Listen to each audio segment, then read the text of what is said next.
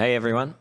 So this is it, my first attempt at travel vlogging. This is a short trip to Southeast Asia with a few friends celebrating my 40th. So as you can see, we're currently traveling to the airport and to Saigon or Ho Chi Minh, where we will start our trip. It might not be as polished as the professionals on YouTube, but I'll get there. I suppose everybody's got to start somewhere. I'll try and keep it as real as possible so you can see things from my view, or from our view rather, depending on who's filming. So come along for the adventure. We are about to kick it off in Saigon for episode 1, and thanks very much in advance for watching. Well, hello, good morning. Welcome to Saigon, welcome to Ho Chi Minh. We got here at about 11 o'clock off the plane yesterday. We were a little bit late. We got a transfer straight to the hotel. We had a bit of a walk around trying to find somewhere to eat, but at that time of the night, and having never been here before, we just ordered some room service. We're actually pleasantly surprised. It was $16 for 2 meals in room service at this beautiful hotel, so I thought I was going to be in for $100 Australian, but no. Welcome to Vietnam, apparently. Today, apart from being in this wonderful city, a little bit overcast, there's a few motorbikes on the road though. Jesus Christ. Anyway, we're going over to the Cu Chi tunnels, which is part of the, I suppose, war efforts of the northern Vietnamese and how they won. A bit of a museum, I suppose. We're going there via the Mekong Delta to avoid the traffic. As you can probably see, the traffic seems to be a little bit chaotic, so it takes a long time to get over to the Cu Chi tunnels, so it's best to catch a boat, apparently. So that's today's tour. Apart from that, not much else going to happen. We'll probably just hang around this hotel, not do too much, and get ready for another day of exploring tomorrow once we're a little bit more settled. This hotel, beautiful by the way. I'll probably cut to some scenes of the buffet, which is ridiculous for breakfast. It's huge. It's one of the biggest ones I've ever seen, apart from some Indian hotels. I went to the gym straight after the buffet because I felt guilty, which was also bigger than some gyms in Australia that require membership, which is crazy. And we'll be spending probably this evening on the rooftop bar, which is one of the reasons I actually booked this hotel. It's got an awesome looking rooftop bar and an infinity pool upstairs. So we'll be checking that out. And I'll show you a little bit more of the city and the views when the sun starts going down. Maybe if these clouds clear up a little bit, it'll look a little bit better. But yeah, that's going to be today. Head off to the Cu Chi tunnels and be downstairs in a little bit to catch the transfer. We'll see you then.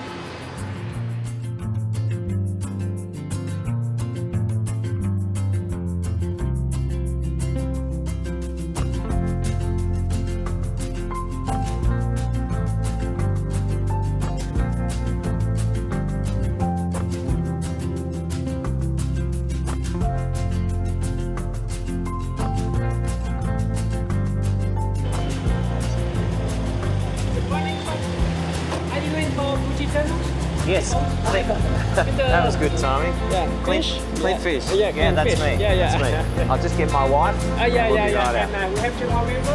Okay. With the hand escano. Yes. Yeah. Okay. Do you need my ticket? Or? No. Oh, yeah? Just get your name. That's all. Okay, perfect. Good morning. Hey guys. Yeah, sit down. I'm happy to have you. Thank you.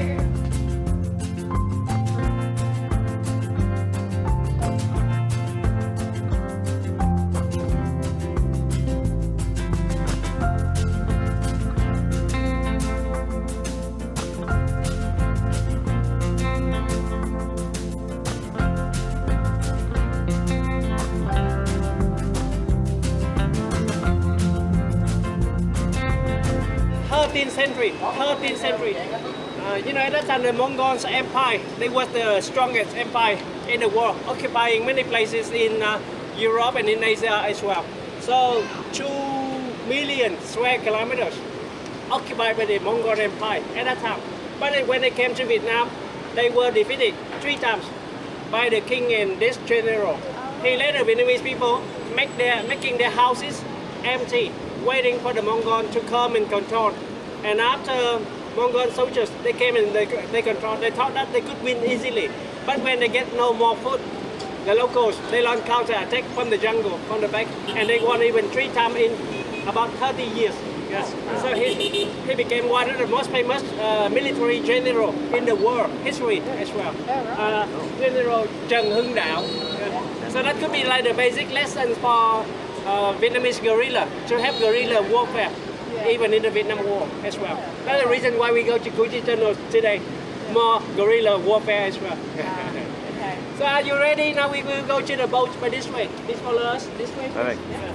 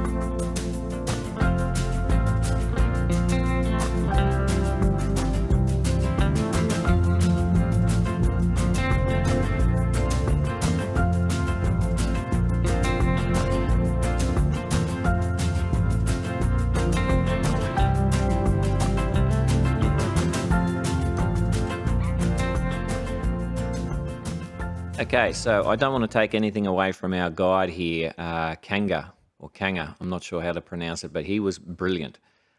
For a Vietnamese person who doesn't natively speak English, he was fantastic.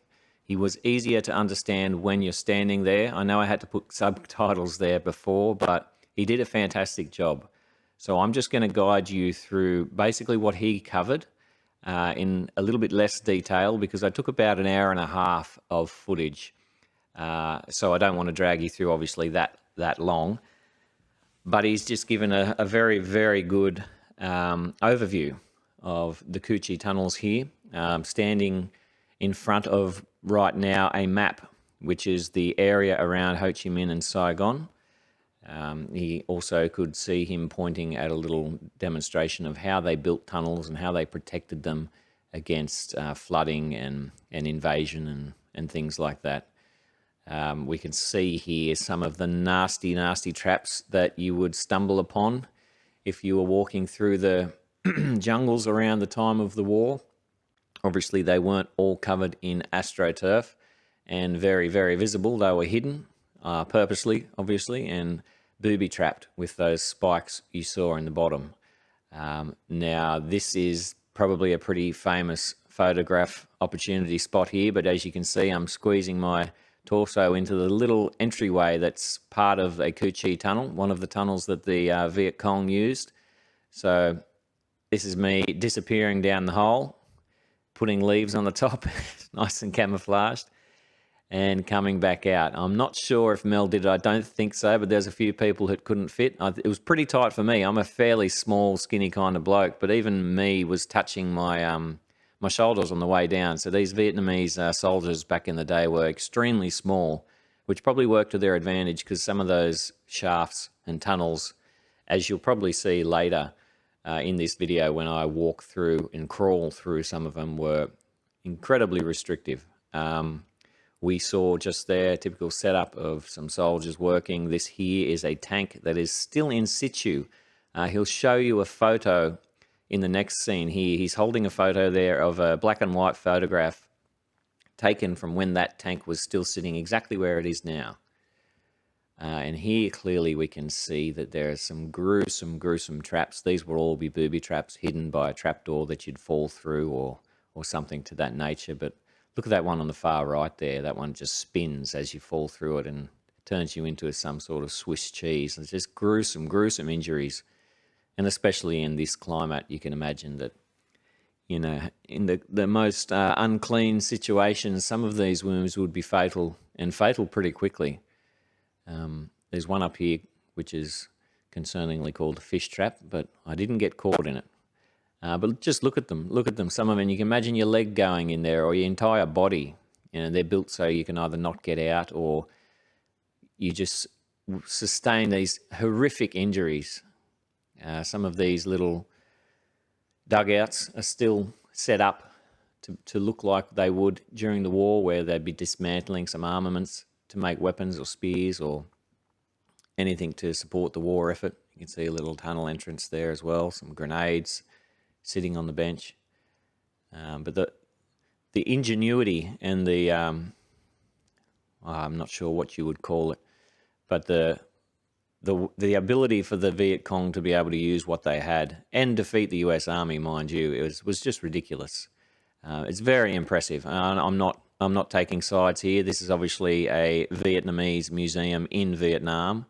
So besides shooting an AK-47 whilst holding the magazine incorrectly, I should be holding that little handle just forward here. I think I correct myself eventually, but you know, you pay a couple of bucks here and the Vietnamese army get the proceeds. I think they've set up this shooting range, so I did my best at shooting an AK-47. And I have to say, even being bolted to the wall there, the power and noise is so much more than what I was expecting. I have shot rifles before in my life, but it's crazy. And you can hear this range a fair way around the Cu Chi Tunnel area as you're getting the tour.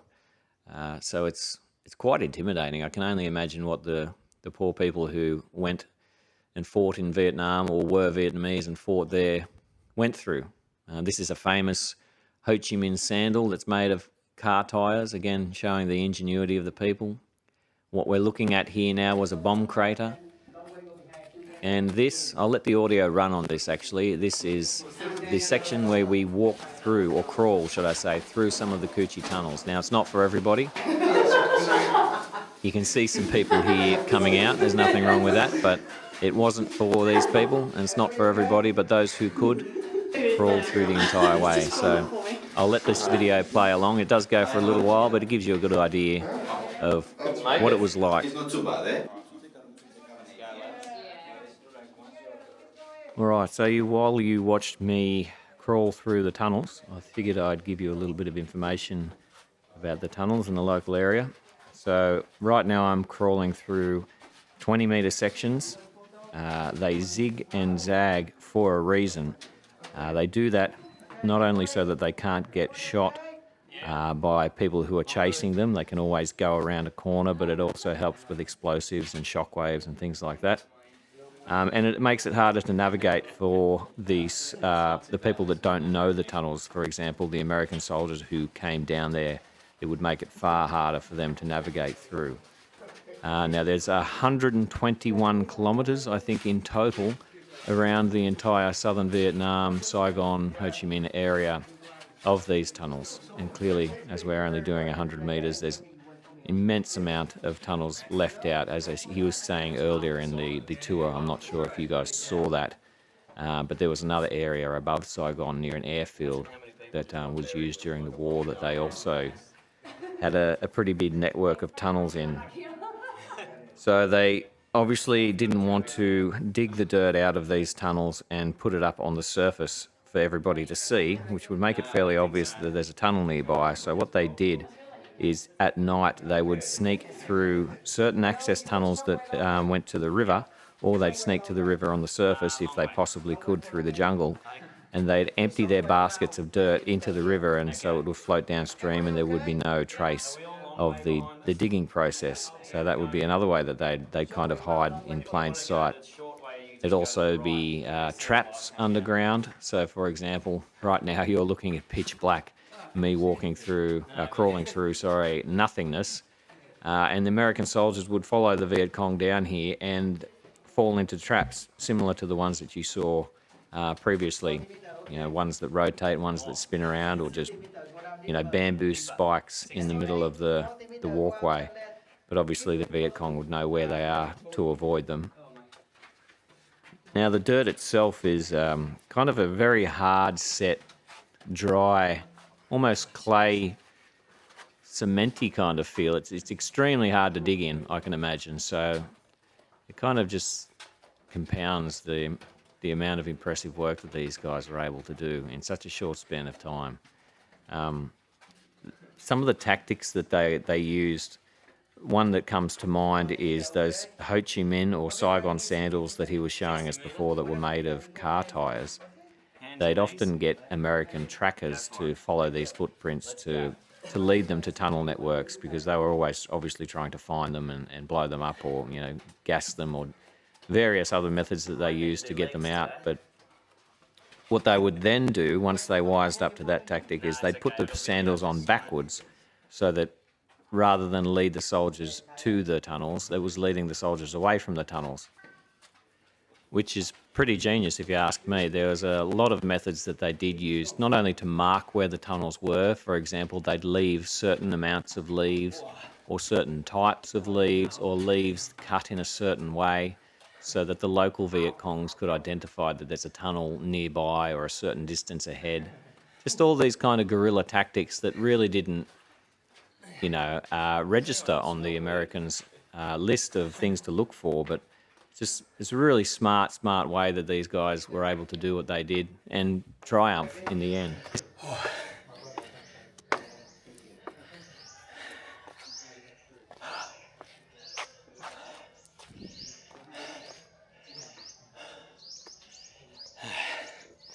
That was 100 metres. That's it. That's all that was, 100 metres. Now I'm lost in the Vietnamese jungle.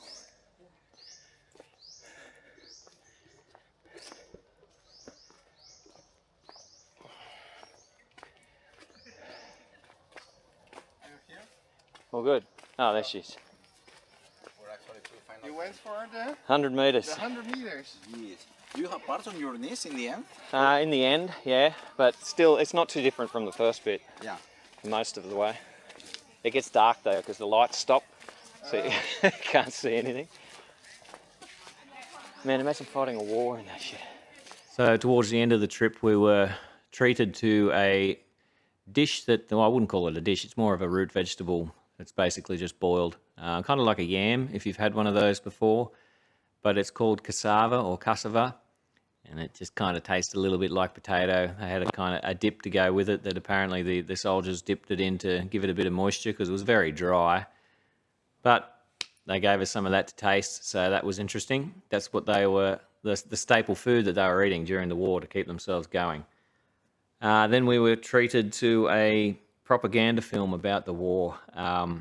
We were warned that it was propaganda. It's not like they were trying to shove, I don't want to use this word, misinformation down our throats, but it was just interesting perspective to see what they were telling the soldiers and what their views of the Americans were at the time and what they'd released to the public. So we watched this very old school propaganda film, and that was about it. Made our way back to Saigon along the river and saw some pretty sunsets and a few boats.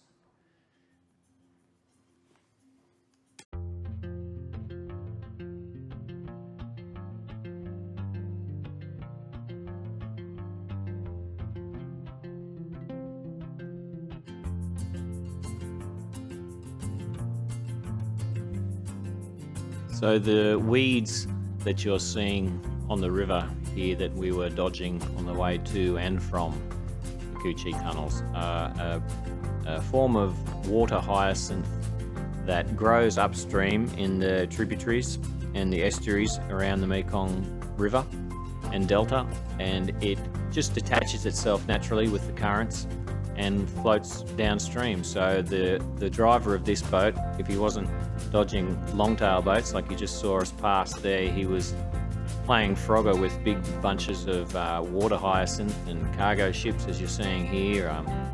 There's another example coming up here, just past this makeshift boat, coming up right now actually, that's a boat full of dirt or gravel, and you'll see how low it is to the water once we go past here. You're probably over maybe 2 foot, but when those things are empty, they're 10-15 foot above the waterline, so they must load them right up. I don't know how deep it is, but they'd probably be pretty close to the bottom. But the sun started going down as we made our way back. We saw the plane flying in just there because the airport's close by, but beautiful afternoon. Made our way back to the dock and eventually back to the hotel for the day.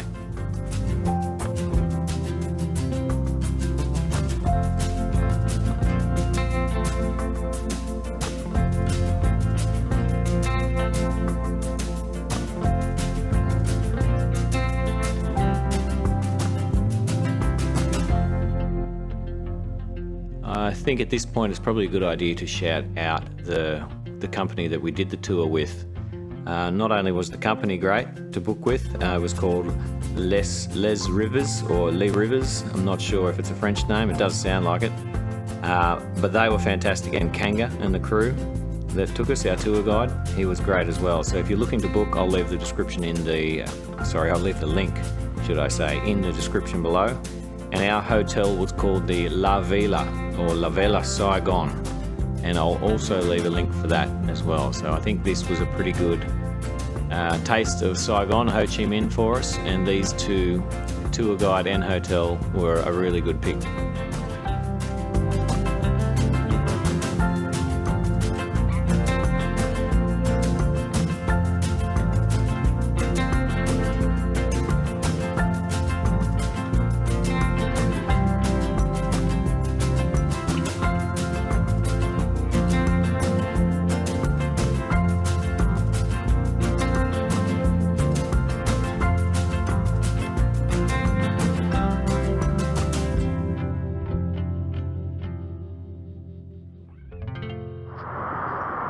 Going to find somewhere to eat.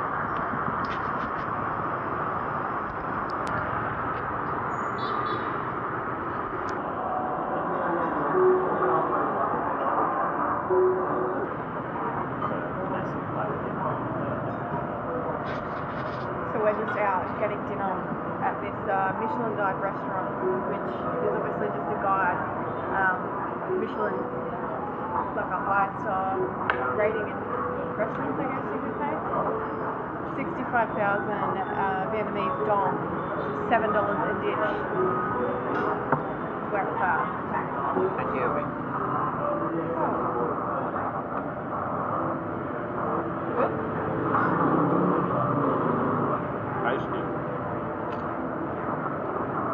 Oh wow. Okay, so after that awesome dinner, as you can see here, we are stuck in a monsoon, which is not uncommon for this part of the world. Some scooter riders underneath the awning taking shelter there. When it first kicked in, they all kind of in unison put on their ponchos and jackets. It was kind of a funny thing to see them all pull over at the exact same time, like some sort of traditional dance. But we were so close to the hotel that we just made a run for it because we were kind of exhausted and we wanted to check out the rest of the hotel for the night. So we dashed back in and back up to the room, and then we made our way up to the pool. All right, that's it for us. We're going to head up to the pool, have some drinks, but we're pretty spent. It was a great day out. Went to the Ho Chi tunnels. Tomorrow we're kind of just hanging around, so we'll see where it takes us. But that's it for the day. Thanks for watching. See you in the next one.